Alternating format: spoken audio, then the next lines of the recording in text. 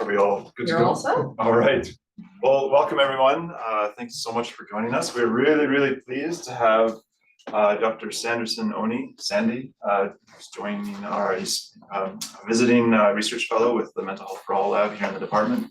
We're really pleased to have Sandy working with us. His work focuses on suicide prevention, and we'll learn more about his work. He's based at the Black Dog Institute in Sydney, Australia, and is the president of the Indonesian Association for Suicide Prevention. Is that right? That's right. And also works very closely with the WHO on a number of suicide prevention efforts. We're really excited to learn about his work. I know he's doing some very innovative things. And thank you very much. Welcome, Sandy. Thanks so much. All right, good afternoon, everyone. My name is Sandy, and it's really nice to be able to be here. It's an absolute honor. Thanks for having me here in Boston. To be very honest, I came here not knowing what to expect. So I actually underpacked a lot of my but no, it's been absolutely lovely. In the 2 short weeks I've been here, it's been incredible, the people that I've met, just the sheer intelligence, but more than the profound care, kindness, gentleness, and generosity of every person I've met in this building. So I'm here to share a little bit about my work. Love to hear your thoughts. And so I'm going to be talking about suicide prevention at scale using Google Ads and culture to prevent suicide. And my clicker is not working. Right? All right, we'll do that. So just a little bit of a refresher about some statistics surrounding suicide. We know that there are approximately 800,000 deaths globally per annum.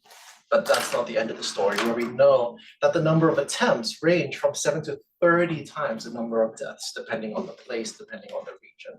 So the problem is much larger than a lot of people think. Unfortunately, 77% of suicides occur in low to middle income countries, where there's a disparity between the number of suicides that occur in high income and low to middle income countries. Now, this is what really gets me. And that a recent systematic analysis found, and this is primarily done in high-income countries, mind you, that between 50 to 60% of individuals still don't seek professional help prior to a suicide. For example, in Australia, we have 10 different hotlines. We have a lot of funded emergency services, and what we're finding is that people still won't reach out for help. One of the people that I talked to with lived experience of suicide suggested that they said, Sandy, it's not that we don't want to seek help, but what's available just isn't helpful. There are a lot of perspectives surrounding that. And suicide in general is a really difficult phenomenon to understand. Well, it's incredibly hard to predict. There are some minds that think that it's completely random, it's aleatoric. For example, Matthew Large in UNSW School of Psychiatry has put out a lot of papers. I know Alexei Pokorny in 1980s, he did a study about screening of suicide in US veterans. And the data seems to suggest that suicide is quite random when it comes to the individual level. There's still so much that we don't know and we don't understand. But what that means to me on an individual level as a researcher is that we need to develop new ways of reaching people and meeting them where they are. That means reducing the number of steps they need to take to seek help. That means being able to really come to them and speak their language rather than them coming to us. And we do so in a universal way because we want to make sure that everybody has the potential to seek help. We don't want only to focus on certain populations. So today I'd like to talk about 2 things. Projects that are really close to my heart, and I'm only going to be talking about projects that I lead personally. But the first one is to use digital advertising to identify and reach individuals in suicidal distress and connect them with help. Full disclosure, I'm not funded by the advertising industry, nor am I funded by the tech companies here today. And the second one is, and it's almost a disparate sort of project, but one that's also very close to my heart, is taking a cultural approach to suicide prevention national strategies. So as John mentioned before, so I actually work also as a consultant for WHO headquarters under Alexandra Fleischman, who's the focal point for suicide prevention. We work with approximately 35 to 40 different countries in developing the national strategies. Most recently, I know one that's coming up for the entire region of the Americas. And so that's something that we worked on as well. So I'm going to primarily focus on work done from 2021 to 2024 and in Indonesia and Australia.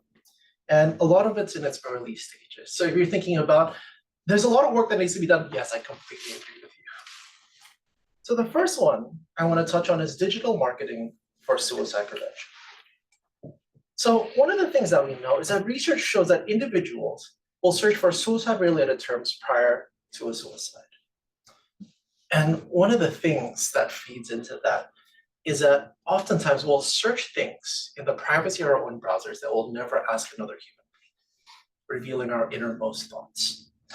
And some recent data that we collected seems to suggest that these different search terms they use, whether they're searching for loneliness, whether they're searching for depression, or whether they start to search for suicide methods, actually correspond to different stages in their suicide journey, according to one of the prominent models of suicide.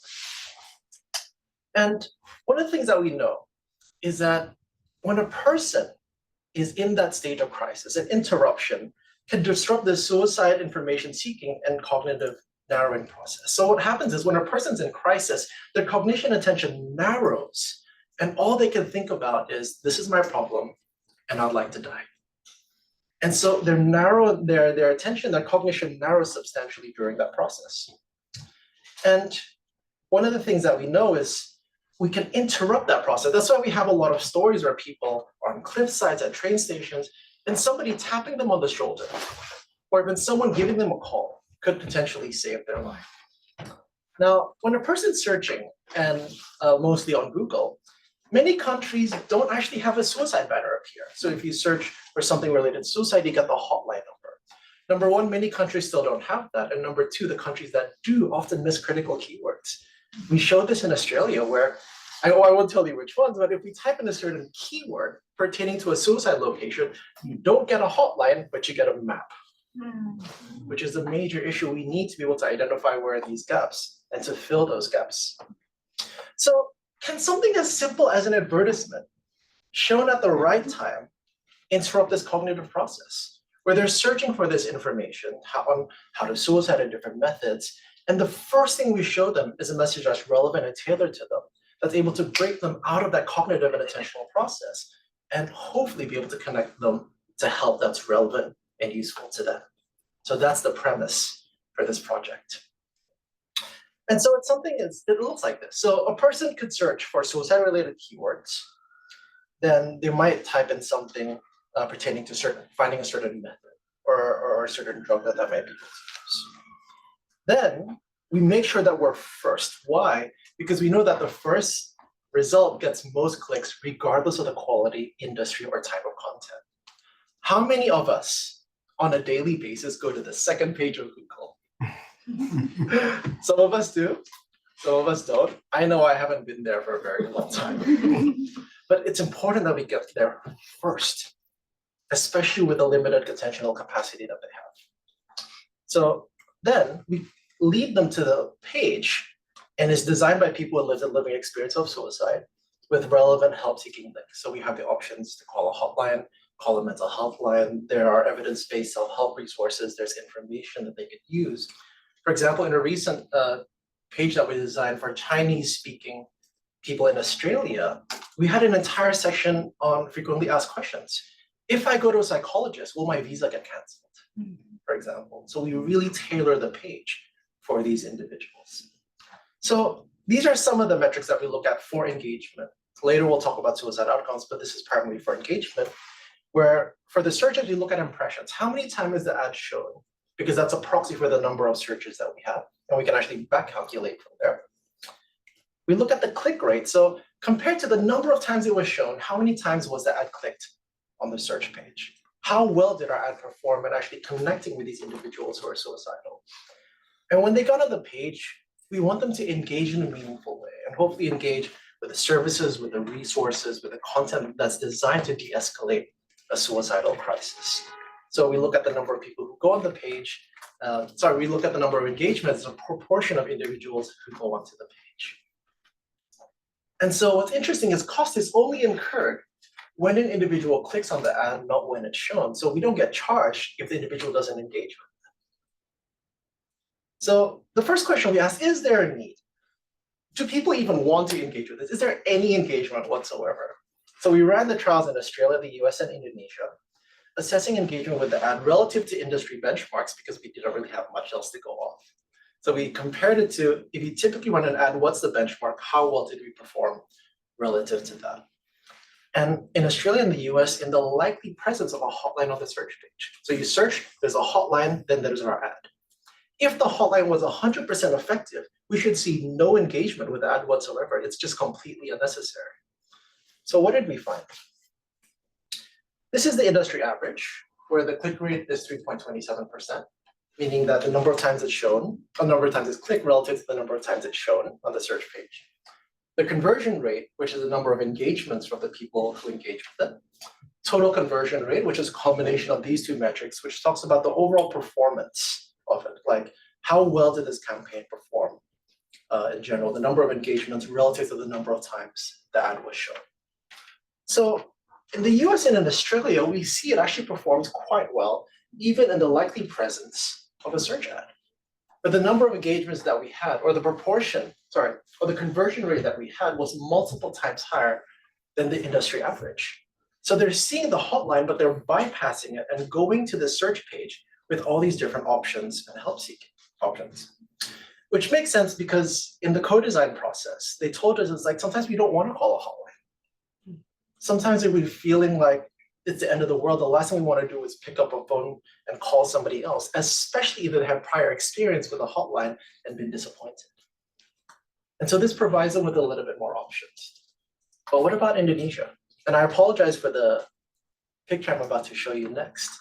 But there's a practice in Indonesia that reflects stigma towards mental health called pasung, where individuals with mental ill health are actually put in literal shackles and makeshift prisons all across the country. I know that Byron and Mary Jo have been heavily involved in trying to get rid of this, but unfortunately it still happens until this day. So we tried running this in Indonesia. There's no hotline, there's substantial stigma. What did we find? We found that the engagement with the site in Indonesia was over 100 times higher in terms of total conversion rate compared to the industry average, and at least 20 times higher than in Australia and in the US, suggesting there's a real need of people who want to seek help but can't seem to connect, or they don't know where to find it.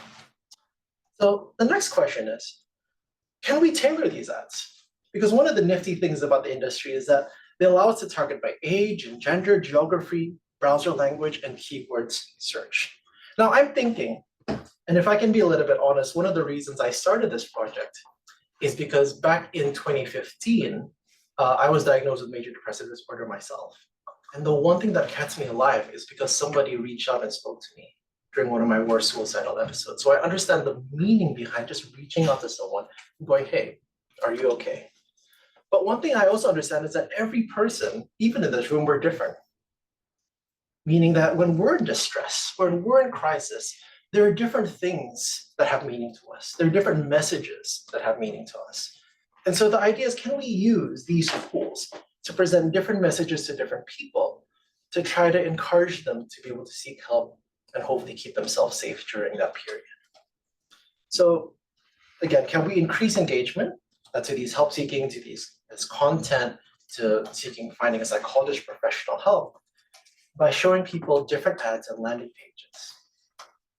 So we've actually trialed different things. We've looked at age, gender, the types of keyword search or the severity and the risk of it, and the language. And the one I want to show you today is one that I find really interesting, where we ran a randomized control trial. We targeted this specific area in Indonesia called Java, where most people across Indonesia can speak Bahasa Indonesia. But there they speak a regional dialect called Bahasa Java. And the idea is, do they understand Indonesian? Absolutely. But what language do they use when they're coming home and telling their mom they had a bad day? What language are they using when they're ordering food at the canteen? What language do they use when they're complaining about their work to their coworker? It's all Bahasa Java. So we targeted that region, and we had an ad, and people randomly either saw the Indonesian page or the Javanese page. And this is what we found, is when we broke down the conversions on the page to self-help, where there are these modules they could do. Professional help, which is either calling a mental health line or finding a psychologist or consuming content. When we ran the analyses, we found that using the regional language with these people increased professional help seeking by almost 3 times. because our understanding is that this is the language that, when we use the national language, we speak to their minds. But when we use the regional language, I believe we can speak to their hearts. And so that was the idea behind this campaign.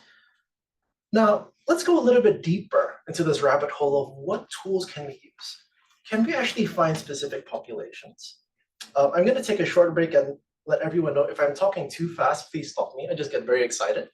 But can we find specific populations? For example, we found out that only 50 to 40% of people seek help, 40 to 50% of people seek help prior to a suicide, meaning there's so many people suffering in silence.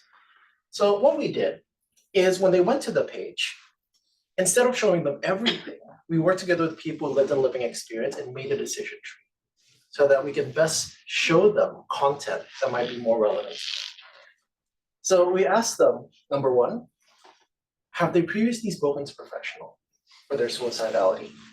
Or the second question, have you spoken to anyone at all? And if they're not, we show them a specialized message that people who said, yes, I've spoken to a professional, yes, I've spoken to people they didn't get. So it's a specialized message designed to encourage help seeking. So it looks a little bit like this. We obviously don't want people coming back and getting the same thing because that might add noise into the data. So this is just for first-time visitors. We ask them, in Indonesian, have you seen a professional? Yes or no, and yes or no, and then we give them options. Now, one of the interesting things that we discovered, it's actually been around for years, but us as researchers, we discovered, is the idea of optimization for these campaigns.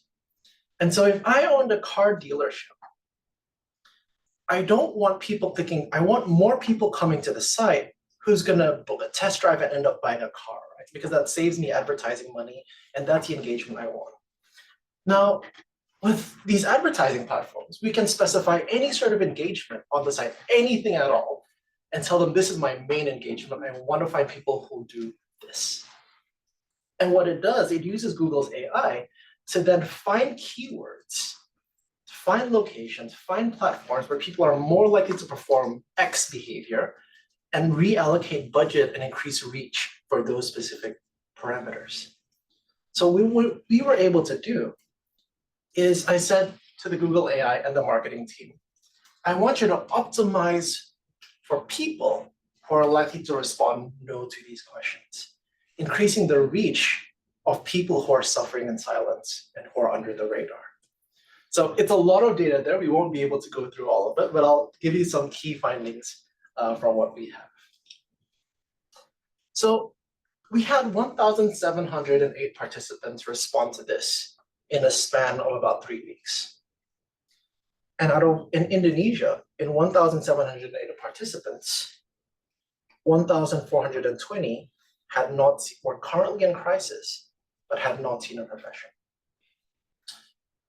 Out of that 1,420, 896, which is 52% of the entire cohort, were suicidal, but have never spoken to anyone, another living human being, about their suicidality. But what I'm really excited about is that out of that 896 individuals, 85% either called a hotline, booked in to see a psychologist, or open WhatsApp with the intention of sharing to a peer, perhaps for the first time in their life. Now, what really excites me is not only that we're hopefully perhaps able to help people, but the amount of data we're able to get. Because similar to optimization, we can take any engagement, or we can tell the platform, I want data for this down to a geographic level, down to postcode level, down to state level, day, time, gender, and age. And so that allows us to have data visualization such as this, where we were able to get the proportion per province, which is the equivalent of a US state, in Indonesia, of what's the proportion of individuals in that province who are suicidal but haven't talked to anyone. And we can see the provincial differences where there are certain provinces where there's less proportion of individuals who've shared about their crisis and about their suicidality, allowing us to then to do a proper qualitative analysis on what's different within these cultures that lead to less people talking about it. But what's really nifty is that we don't only have this data on a state level or provincial level, we can go down to postcodes and we can track this down day to day.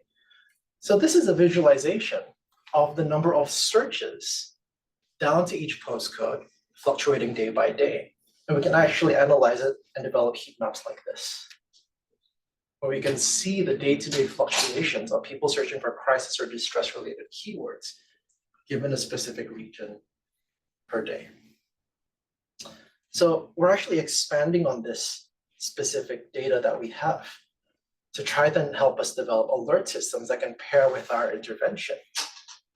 Because what we can then do is analyze it and say, okay, we do the data analytics where we say, if this one postcode is consistently searching for suicide and distress-related keywords, and it's above their normal individual rate, could you let us know? And so that's what we have here, where the moment we see highlights, it's when that specific postcode has searched consistently for distress and suicide-related keywords. And we begin to see pockets and we can see spikes emerge. So this is Melbourne. I'm from Sydney. I have nothing against Melbourne. It's just a nice show of different postcodes here. So this has many different limitations. While it's growing, access to internet is not equally distributed across different regions. Understandably, it's growing at a very rapid rate, but it's still not 100% there. Personal data and characteristics are inferred by several things, including digital footprint, but we don't directly ask them for that. We still not assess any distress reduction outcomes by being on the page or engaging the services through the pages as well. That's sort of the next step of what we're doing. And we also need to ensure where we're sending them is helpful. Because I mean, there was a paper published by Matt Knott suggesting that, do we really have evidence that hotlines are helpful? So this is about the engagement bit, but we need to also investigate where are we actually sending them, what are we doing with them to make sure that the patient outcomes are valuable at the very end. So there's a couple bits of ongoing work. I only shared about Google Ads, but the idea is to make this an entire ecosystem, where we actually have technical support and funding from Google, Meta, Reddit, TikTok, and Bing. So GroupM is an advertising agency, and they're responsible for running 1/3 of every ad we'll see globally. It's a major conglomerate, and they're supporting us, linking in with these tech companies. We've run trials on Reddit and on Bing as well. So, and I won't get into that because it's a completely different ecosystem. But for example, Reddit, we ran a campaign for 14 days, and we had over almost 50,000 people responding to an ad for suicidality on Reddit, where we couldn't target keywords, but we needed to target specific subreddits. But what's interesting is none of the subreddits we targeted were for suicide or suicide prevention. That leads in, or that's consistent with the idea that it's a public health issue that we need to cast a universal net to be able to help more people.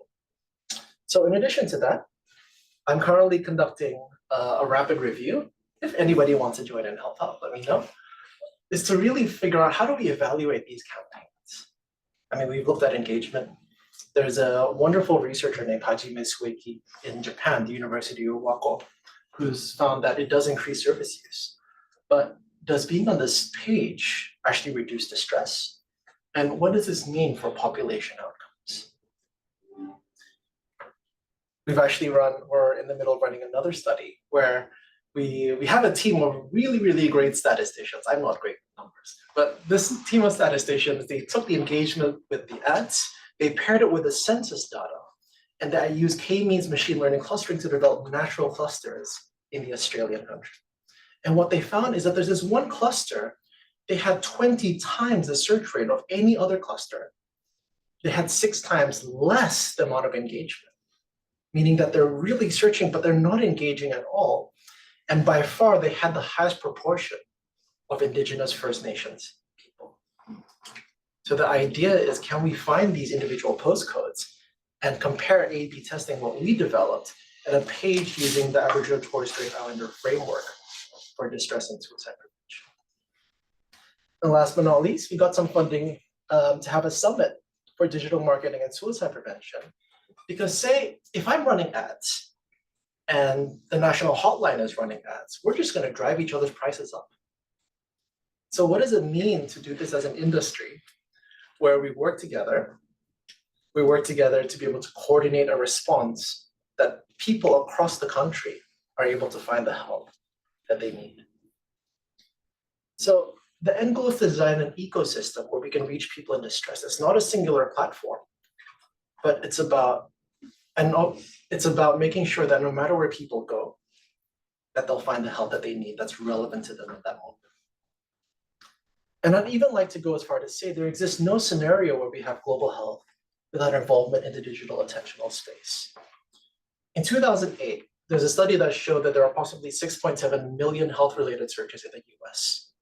If we extrapolate from that and even assume in the unlikely scenario that everywhere else has the same internet access as the US, that means in 2008, we had 153 million health-related searches for the entire year.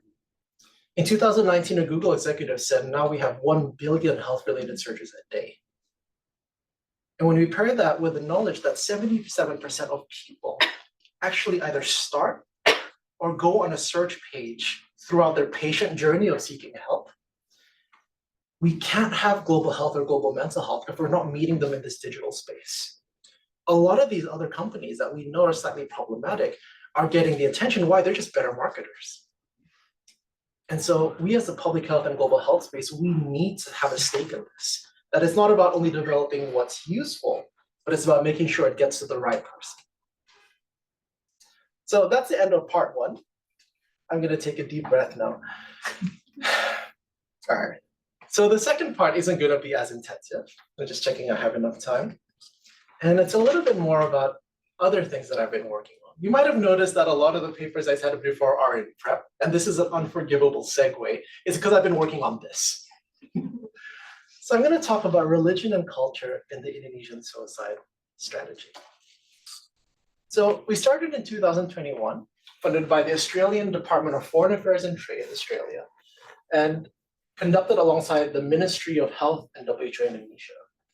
And with every national strategy done by the government, we need to start with a situational analysis, which answers the question, what is going on?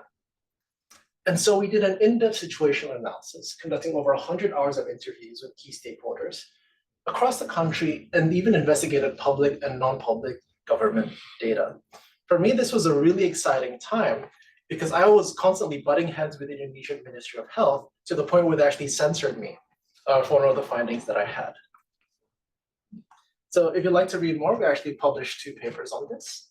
But what did we assess? Basically everything that we could think of. Data sources and their fidelity, social determinants and drivers of suicide, healthcare and services availability, cultural diversity within Indonesians regarding suicide and death, technological and policy advancements, existing efforts in the country, research infrastructure, and common themes. You'll see that there's so many of them, or it's just such a long list that I couldn't be bothered bolding the last 2 ones.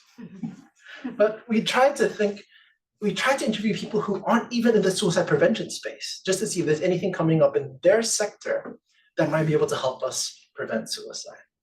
And from there, we tried to understand what's happening in country using a lot of the qualitative frameworks. And here's an example I'm about to provide. So we tried to look at suicide surveillance by the police, where typically if a person dies by suicide, the police will come and investigate, and then they'll report it. But let's have a look here. So if we look here, we see up here the death occurs, and a suicide is suspected. Then the police are notified. The police will investigate without a validated interview. The police conclude whether a suicide had occurred. Notes are submitted to the local station. Data is recorded. Data is submitted to the national level. That pretty much makes sense. We then identify data compromising factors using qualitative methods. Where could the data be compromised? So for example, what we found is that when the police are notified, families will often hide that a suicide had occurred. In fact, unfortunately, within COVID, a friend of mine died by suicide. So we got the coroner's report, but because the parent was a high-ranking government official, it was reported as a heart attack, or more accurately, their heart stopped, which is technically the definition of death. But that's what happens. We know that when the police investigate, the family and the police may actually come to an agreement and say, we don't need to investigate this further. We found that when they investigate, there's actually no standard protocol for investigation. So I compared the police notes to the ICD-10. And we know the ICD-10 had many different sort of death to poisoning, and there are many different types. But the police, their description went as far as the cause of death, financial issues, which isn't really informative. What's interesting is we found that when the police conclude whether suicide had occurred, and this is where what leads on to the rest of my talk, there's this odd thing where even if there's no pressure whatsoever, even if there's no one telling them, oh no, don't talk about it, there's this taboo, almost like a fog, almost like a mist permeating all layers of the healthcare system. It happened with it's the same with the healthcare and hospital workers, where they just won't write the word down. And I know it's not isolated to just Indonesia. I've heard that the same thing happens in India as well. We know that when the notes are submitted to the station, the data pipeline is not evaluated or protected against human error whatsoever. It's basically an Excel sheet, to be very honest with you. And we looked at root data compromising factors, where for them, suicide is just not a priority relative to other criminal activity. We think that might come from an underlying social or cultural stigma. And in line with this, I won't be sharing a lot of the findings from the situational analysis. We have a seminar with Byron and Mary Jo on the 12th of April. If you'd like to come to that, that's where I'll go into that a little bit deeper. But religion was mentioned in almost every single interview. Psychiatrists would say that my patients, they would not attempt suicide because they were afraid of going to hell. A lot of them would share that every time they talked about, this is an interesting thing, even in my experience, that when we talk about mental health to a public audience, one of the questions that we always get is, how do you differentiate between a psychotic episode of schizophrenia and somebody being demon-possessed? A lot of times people talk about the ruqyah, which is the act of unfortunately holding somebody down and praying over them in order to get the demon or the mental health out of them. But the issue of religion was so pervasive in almost every single interview that we had one way or another. And that's consistent, because if you took religion out of Indonesia, it wouldn't be Indonesia at all. Where this is Nusa Dua Bali. And what you have here is a place where they have 5 different religious sites. So they have a Buddhist temple, an Islamic mosque, a Catholic church, a Protestant church, and a Hindu temple all in one site. To the extent where if you've had experience in Indonesia, you know that religion will determine presidential elections.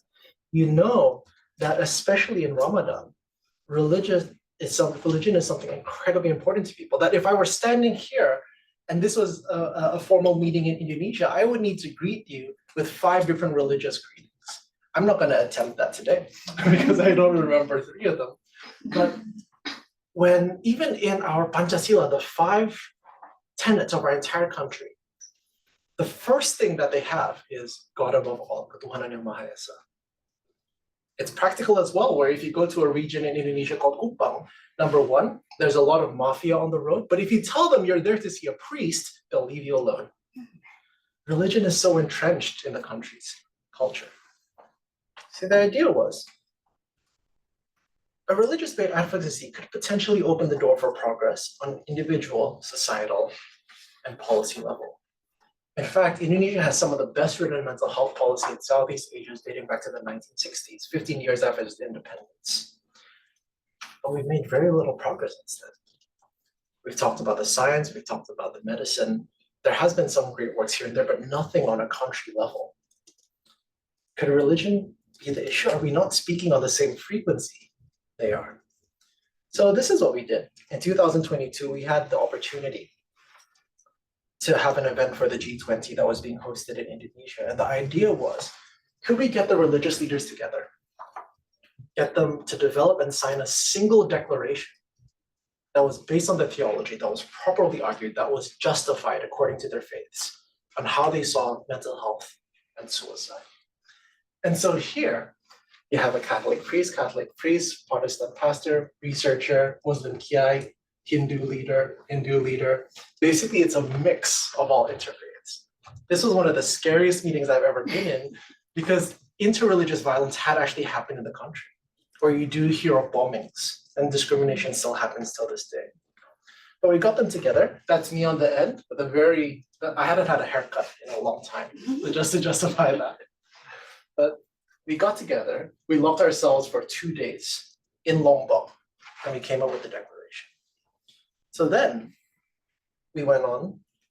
Oh, sorry, this is actually one of my favorite bits, where this was the entire heart of what we did. We tried to speak their language, where we say, if suicide is sin, we're not arguing that it's not, then how incredibly noble are those who work with them to prevent it, and how sinful are those who discriminate against them, increasing their likelihood of suicide and sinning. So we weren't giving them data, we weren't giving them facts, of course, that we did, but the heart of it was speaking that same language.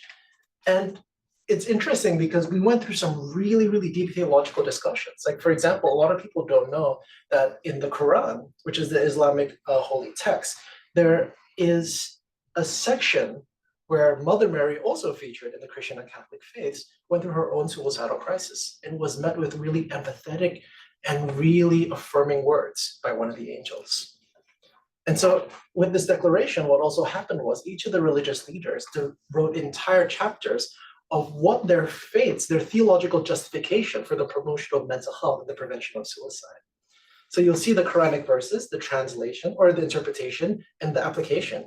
We'll see the Catholic priests put in a lot of the Pope's and Vatican's declarations in that. So that any person listening to the declaration won't just go, oh, you just made that up. No, there are actually texts supporting that. We managed to get that signed as part of the G20.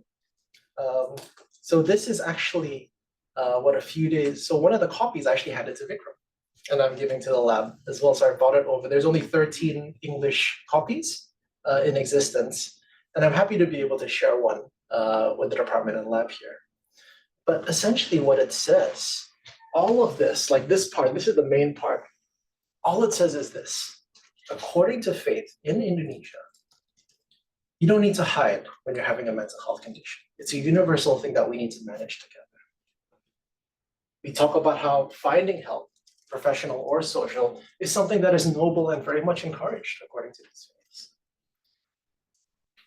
Ignoring and discriminating against those with mental health is something that is not justified by faith.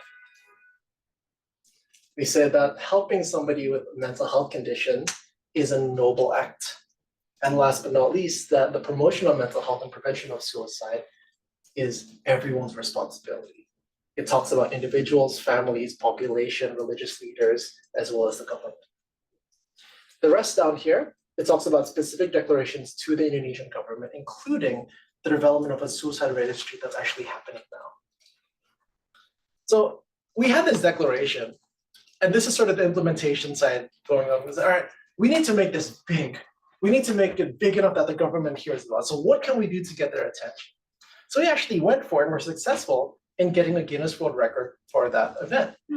The reason being is because we wanted to put our mark in the Indonesians' hearts and go, we can actually lead in the mental health space in some areas. So don't always think of Indonesia as a country that's always trying to catch up when it comes to its mental health. We can actually lead in some areas.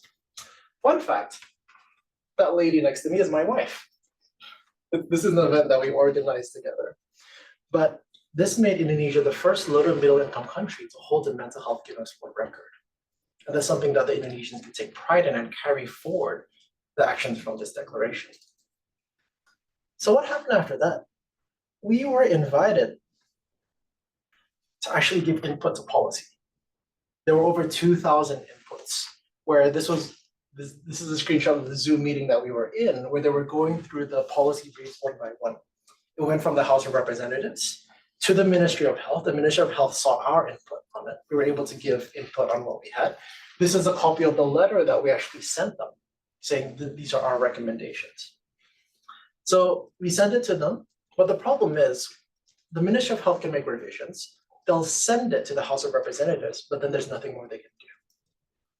So we got contacted by someone from the Ministry of Health saying, look, we're going to make sure it stays in up to our submission, but we can't do anything past that. So we waited, and I remember this was Easter last year, 2023. We waited and waited and waited and waited. And instead of getting good news, we found out that there were riots and that stalled the process even more.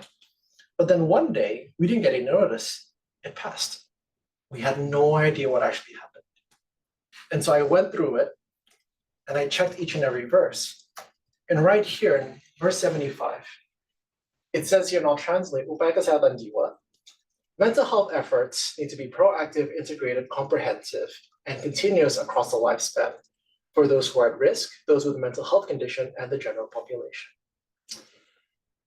Mental health efforts, as mentioned above, includes the prevention of suicide through risk factors, through preventing and managing ideation, and preventing attempts. So our input was that you need to have suicide because it's a different approach than mental health.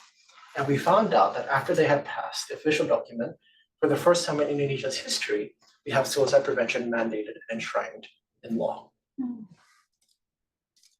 This is some writings that we have on it. So the paper on the left talks about the declaration.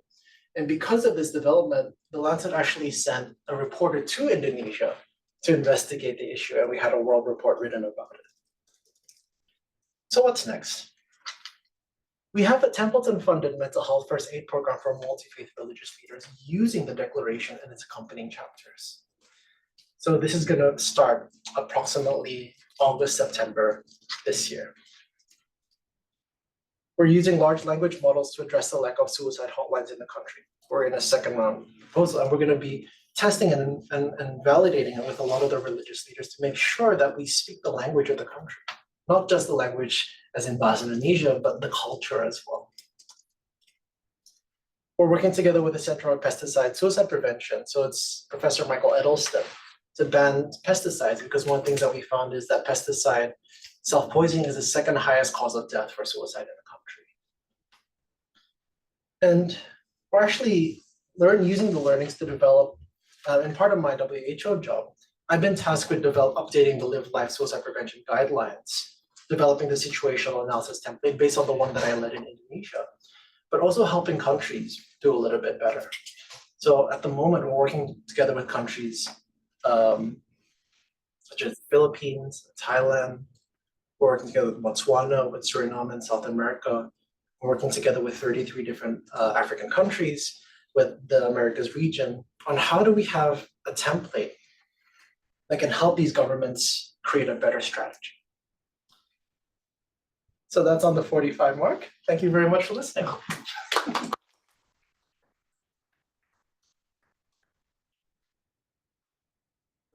Thank you very much, Sandy. That was terrific. Really fascinating work.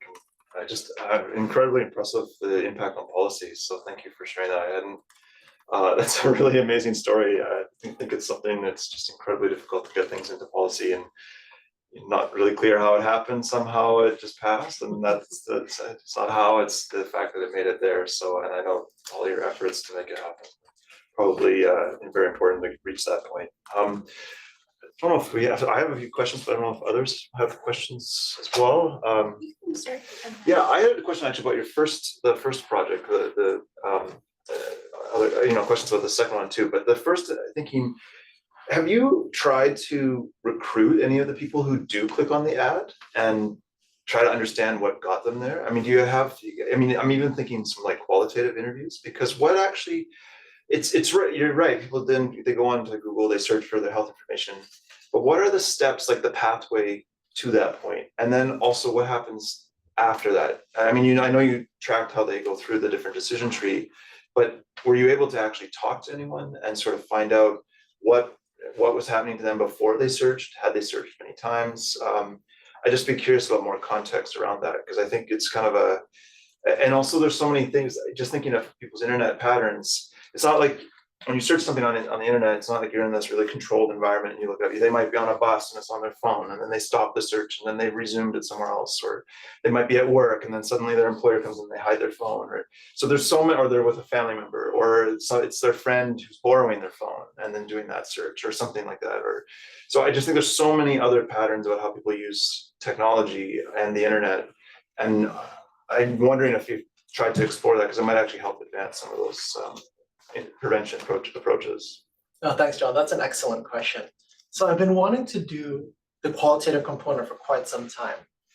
The reason that we didn't do it so far is simply because how our study in ethics are structured. So typically when we run a study like this, and there's a parallel study by another team inside Black Dog who's trying to do that, is if we wanted to, typically they sign up to a study, then they get shown the site, then they get evaluated afterwards. But the approach that I took is we went through the waiver of consent, where people wouldn't need to sign up to be part of a study to actually access the website for us to collect the information. We do have ethics. The reason being is for people who are in a crisis, for them to be shown, hey, do you want to be part of a study? We're not sure that a lot of people would want that. So that's why we didn't do individual level analyses so far. But moving forward, one of the things that we're trying to do is put in ethics to see if they can then leave an email. We can collect it and then we can do that qualitative component. I would love to do that, just need to find the funding, which I think is a bottleneck for a lot of the projects that we'd like to run. The second thing about context, I think you're absolutely right. I think number one, the qualitative component can be really important. If people do consent, we might actually be able to look through beyond their history and go through their mobile phone usage, because I know that something like MindLab and John Torres's lab, the idea is to be able to have more access on their phone or on digital devices, not necessarily the passive sensing, but to look at the different apps when they start browsing, when they resume, when they do the search. But context is, so I think that we might be able to investigate that also using the qualitative component, or if there's a data collection method that we're able to see that. But context is something else that's really, really important that we've explored as well. Because not only, say they're searching on Google, if I get an ad for suicidality on Google, because I searched up suicide methods, I know why I'm getting that ad. If I'm on Reddit and I'm browsing something completely different and I'm getting an ad for that, how am I going to respond? How do we change the wordings? So we're actually got a little bit of work going on at the moment regarding the qualitative components of we've got a qualitative study to be able to see how do we best meet people at that point of cognition, that they're in a state of mind. That's very much still progressing, and would love to connect and keep you updated about how that goes. Yes. Yes. Hello, Dr. Oni. I'm Tika, also from Indonesia. Very fascinating your work, and thank you so much for your excellent presentations. I have a lot of questions actually, but I need to choose for now what's the questions that I need to ask. So I'm very intrigued with your first project about combining the AI and also the Google Ads. I wonder, because you conducted this research in many regions and in many countries, and as long as I know that sometimes the mental health educations or like preventions is very localized and contextualized based on countries. So like different countries maybe different approach, or maybe like different, a kind of different approach on the content of the your website itself. So my question is, how do you tailor each of different countries, and what is the contents like actually, despite of the decision tree and other thing but what is the kind of a message that you tailored for each of the countries specifically, and how did you do that? That's the first questions. And the second one is, I lived in Papua and Borneo for like 4 or 5 years, couple years back. So I also realized that not a lot of people have the internet access that is just you say, and also. So what is actually low-hanging fruits for them, for those who don't have the internet access to also get reach? And this related to my next questions is, what is the policy towards this implementation, whether that may be working with a psychiatrist or like a psychologist, because I know that even like the healthcare profession for mental health itself in Indonesia is still like behind. So what do you do to push this forward? Thank you. That's great questions. Let me just rewind a little bit. So the first one is about contextual adaptations to the different regions and countries. Is that Yes. correct? So are we doing that slowly, but to the best of our ability? And I think that one of the biggest components to that is number one, working together with people who lived a living experience of suicide, because they'll be the best people to inform what we would necessarily need in that sort of time and period. And there are different components where can we identify what they're searching and what do we meet them with. But what's interesting about suicide, there are certain cognitions, even though there's many varied ones, we can pinpoint on the ones common between culture.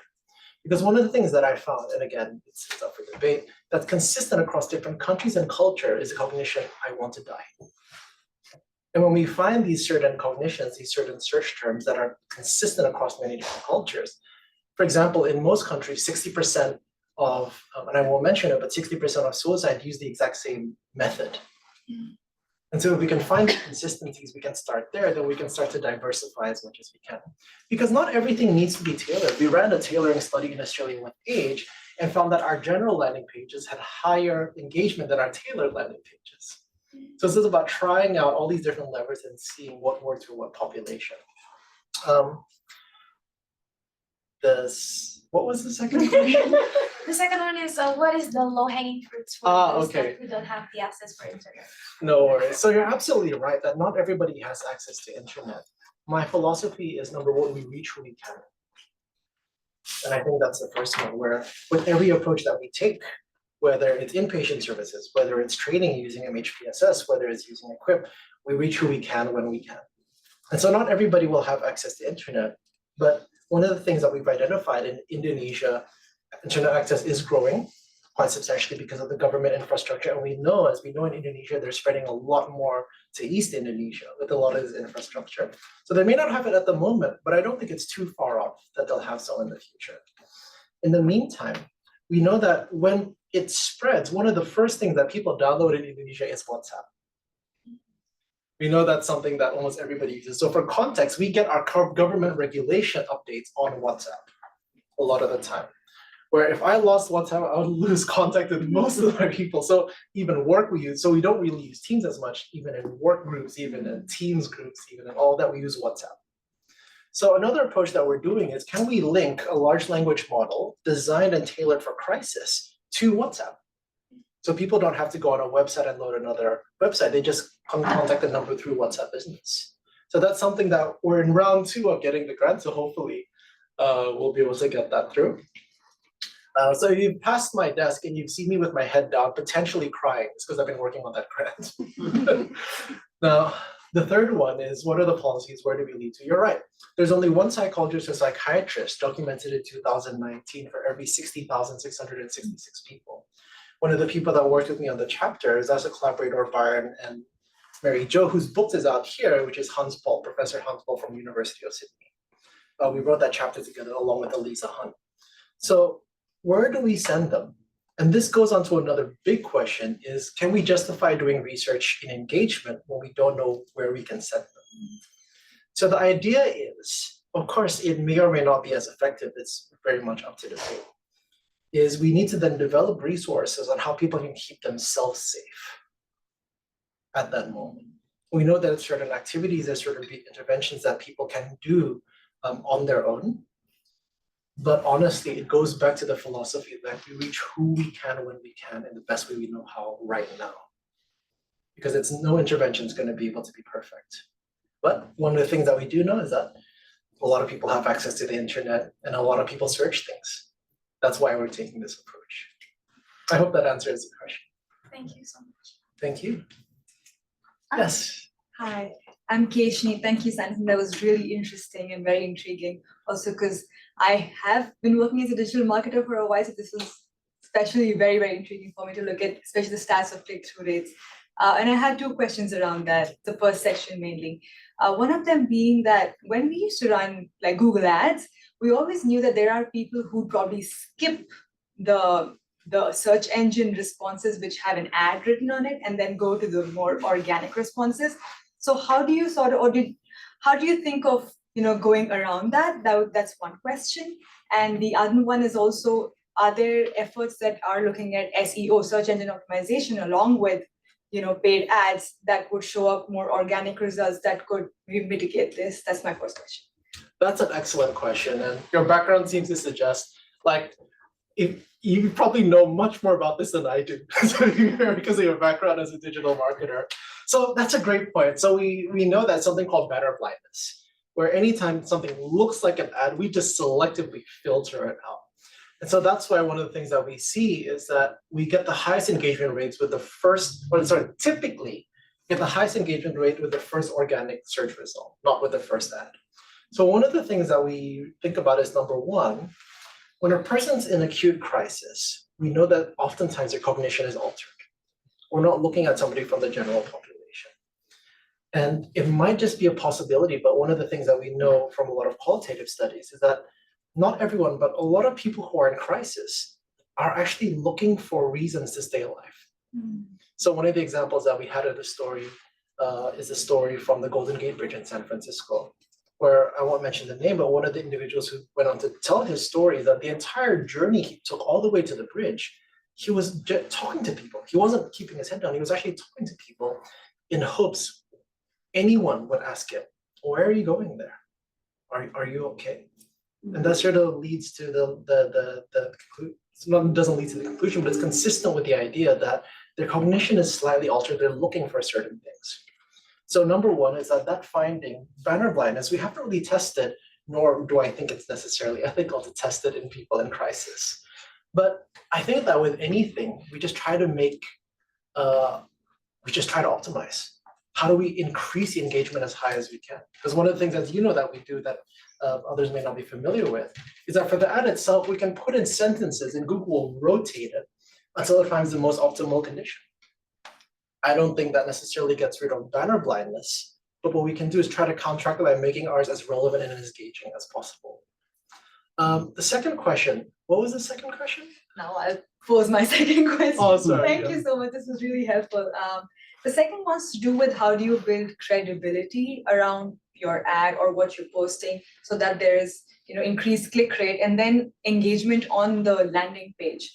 Because I wonder, and maybe the answer could be similar to what you mentioned, first or be related to that, but also when people are responding to questions, there are cookies and there are, of course, the data is being collected, maybe not in the form of filling up maybe like an entry form per se, but then every click is like data that's tied back to them in some way. So maybe also just trying to understand the authenticity of their responses once they came onto this landing page. And if you haven't, or was that something you were thinking of or considering to look at? Absolutely. Sorry, I realized I also missed one of your other questions regarding SEO.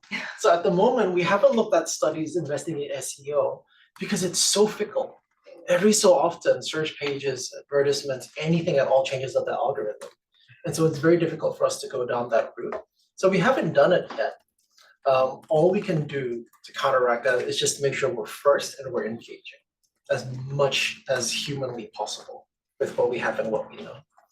Returning to your second question on building credibility, that's an interesting question because one of the things that we asked our lived experience advisors, would you like a branded page or a non-branded page? And so, for example, and we know that brand is something that's closely associated with credibility, right? Regardless of what they go on to do on the page and the authenticity. So we actually tried this on Reddit. So when we ran the Reddit ads, we had 12 different versions of the advertisements, colors, different messaging, and branded versus non-branded.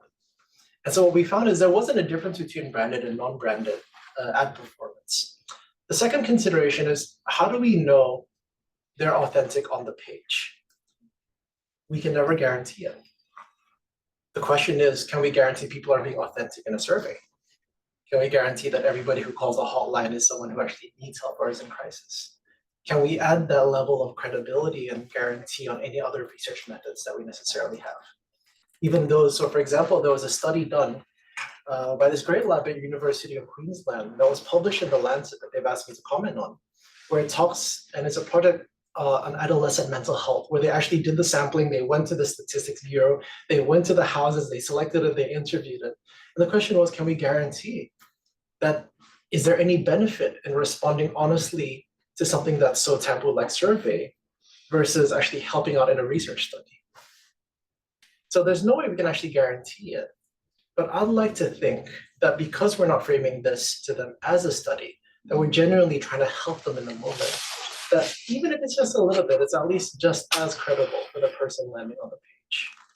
Because we actually, the parallel study that also used Google Ads struggled to find 50 people in 6 months because they were in crisis. No, sorry, these are people who had experienced crisis, were not even in crisis, but they had to sign up to it as a study.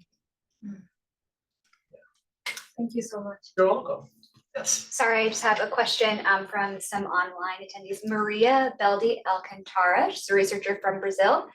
She asked, it seeks to understand how one can bridge the gap between the impersonal nature of online research and the deeply personal experiences of individuals, ensuring that their stories are heard and treated with the dignity they deserve. How can one navigate the delicate balance between professional boundaries and personal connection to create a safe space for open communication? And then she has a second question, but I'll ask that one first and then follow up. No worries. I think I've got it in front of me as Oh, well. perfect. So how one can bridge the gap between the personal nature of online research? That's a really, really good question. And I think that goes down to a little bit more of the philosophical nature than rather than the pragmatic nature of these studies. So I think that thinking about it, at least for me, it's a deeply personal thing. Because in addition to my own lived experience of suicidality, for me, means restriction isn't just a nice thing that the WHO recommends. There was a story a couple of years ago where I made friends with a person who unfortunately got into an accident 10 years prior and was unable to hold down a job, went down to alcoholism, and essentially was sitting there in the street asking for money near my previous home. And for me, it's not something that I forget, because in one of the evenings, he came to me and heavily intoxicated, and I held his wheelchair as he tried to roll himself onto the street. And so I think that lived experience, especially for our advisors, are the ones that help us maintain that dignity. Why? Because in the framework of how we operate, the lived experience advisors share co-leadership with us and are actually able to call us out when we stop caring about people and start caring about the research more.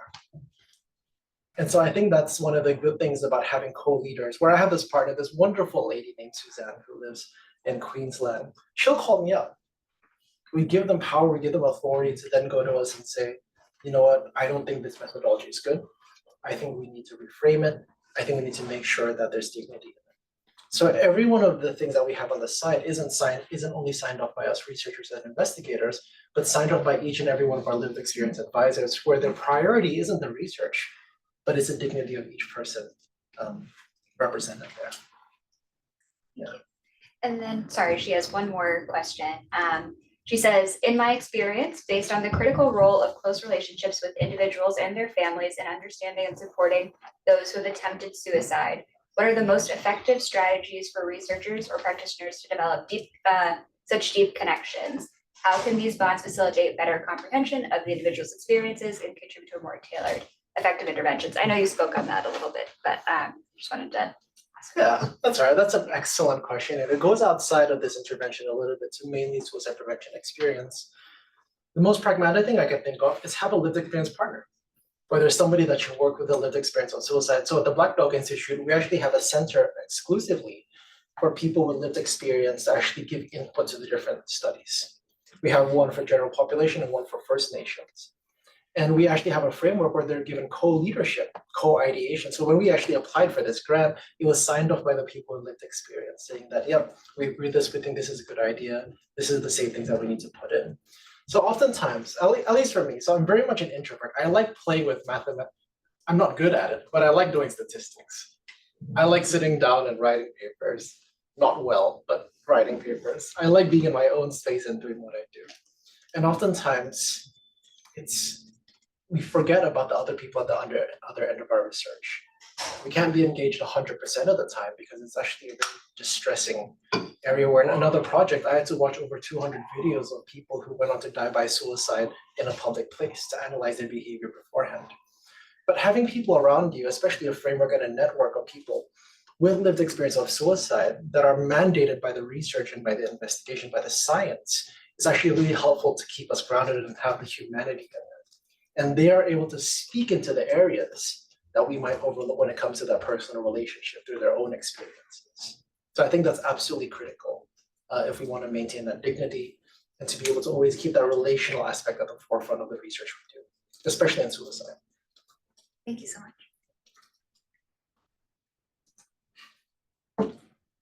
Any other questions online? Nope, that was, Maria does say thank you though. Oh, thanks, Maria. I have a quick question. Yes. For engagement, so is it only the clicks that you're looking at? Are you looking at how long they're spending on a page, or That's are there an any excellent other question. measures? So there are two layers of engagement, right? There's engagement with the search page ad, and this is just talking about Google Ads. We're not touching Reddit or Bing or some of the other ones. So just for Google Ads, we've got the click rate, which is the engagement on the ad itself. But then for the page, we know that there's so much information. We can see where they're looking at, how long they spend on there, what they're able to click on it. And so we can then choose a priori, what are our most important engagements? So for example, in the Indonesian studies, as I mentioned before, we have, are they actually consuming, which is opening up an accordion box of content. We can't guarantee, we don't do eye tracking and we detect that they read it. We don't give them an evaluation question after. We measure that as a sort of engagement. And a lot of times from the phone, we know that if I click a button, you can immediately call a hotline. And so that's something that we track as well. So we can pretty much track everything. I think you actually know more about this better than I do, so you can ask her all the questions afterwards. But essentially, then you can choose what are your most important engagements, and we call those your primary conversions. We have another question about the industry benchmark. It seems, is that the same globally? It seemed like I would imagine there'd be pretty wide regional variation or by country, because I know you were using an industry benchmark and then you had the 3 different countries you compared. And of course, Indonesia was dramatically different, but I'm just curious where's that benchmark come from? Yeah, so the industry information is unfortunately quite limited, given this area is not really well researched in this space. We know that previously, when people used to sort of conflate this approach, not even conflate, like it is like with sort of health campaigns, back when they had like on TV screens and that sort of thing. But the amount of information collected and people that are open is quite limited. So this was collected by a Google Ads agency that had run thousands of different campaigns. So they had industry specific. So the ones that we saw were specific to healthcare, the healthcare industry. Now, unfortunately, they're not transparent completely for the different regions they have, but at least for the ones they do, is that the heterogeneity different between regions isn't more than 5%. So it's still that when we compare the regional variability, it's still within the bounds of that number. So even if you walk up to any sort, into any Google office and ask you, what's a good conversion rate? And they'll always say 3.5%. Because of course, that's probably hearsay. But generally the amount that they see, between 2 to 5%, is typical for conversion rates. Yeah. I wish we had better data to benchmark on, but. Yeah, I was just sort of curious because it seems like there'd be varying benchmarks in maybe by platform too, and you know, not just Google, but you know, other platforms. So for Reddit, for example, with Reddit ads, whereas Google the average is 0.3, with Reddit anything that's good, given that we don't specifically target searches, anything above 0.3 is considered good. So it's very, very different. I have just a small question. For the subreddits you were targeting, were you targeting one just like random subreddits that like the general populace would be in, or were they health and wellness focused, or? That's an excellent question. Yeah, so I didn't get a chance to talk about this, but we have to generally group these approaches in 2 different areas. The first one is search. Now with search, we're responding to keywords. People are putting in keywords, we're responding to that. Whereas with Meta, including all their subsidiaries and Reddit and a lot of the others, we have to go by interest, in which the platform says, here's a general topic. Yeah. And that's really opaque and really difficult because there's no topic that says I'm suicidal, right? So we can't really target that specific thing. But Reddit actually just launched a tool, which what it does is we put in certain keywords. It'll spit out a list of subreddits that it's likely to lead to engagement, and we can test it out there. And what's interesting is that almost none of the subreddits that it suggested that we try, of course, this is just the first study, we're gonna do a lot more, had anything to do remotely with suicide, mental health, or wellness. In fact, and I know there are people online, but if we can just keep the information here, because I need this information confidential for the folks in Australia. Some of the subreddits that showed the highest levels of click-through was, am I the a-hole? That's one of the ones that is commonly used on Reddit. Another one that showed significantly higher, so we actually did a significance test and they were quite different from each other. Another one that showed really high engagement was child-free. Individuals who chose, couples who chose to not have children. We haven't done the qualitative analysis yet on why in these subreddits we saw higher levels of engagement, but we will. That's the next slide. Interesting, thank you. But that goes to show that a lot of the time people think, let's target the suicide subreddits, let's target the mental health subreddits. A lot of the times when people need help, they're not in the places we expect. And that's why we didn't expect to get almost 50,000 responses to that. And so we only scratched the surface. But from my understanding, this is the first evidence we have that we can target suicidal people on a non-search based platform. Yeah, you're welcome. Great. Well, thank you again, Sandy. This was really terrific. So thank you very much for your presentation and for taking the time. And we're really delighted you're here visiting our lab and our department. So thank you very much, Sandy. Thanks.